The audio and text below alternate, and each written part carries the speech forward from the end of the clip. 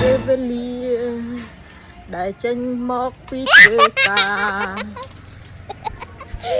គឺថាសាប់មាត់ខ្លាំងណាស់រត់ត្រើមកជូបន្តិចសិន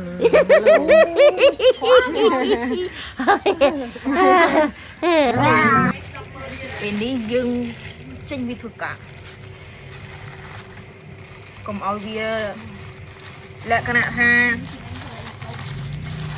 ជូមាត់ពេកឥឡូវច្បាច់អាយូđi mà cái này nè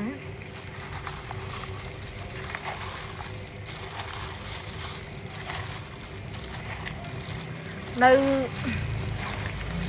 vì sao mótពេកបងប្អូនចេញធ្វើការមកចាំការលេតស្វាយមាននៅទេ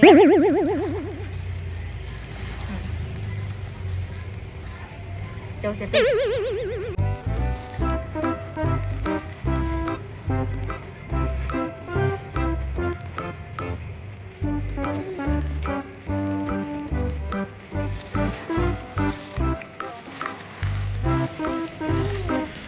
បាយចូលជាតិទីមកជាតិញាក់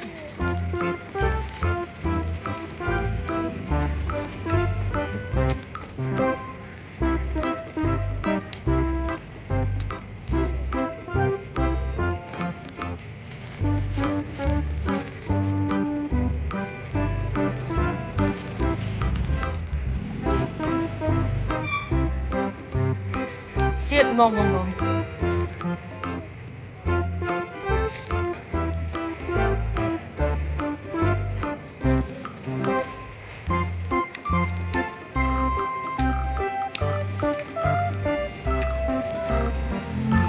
ៅត្រូវជាមួយអាស្វាយយើងមួយ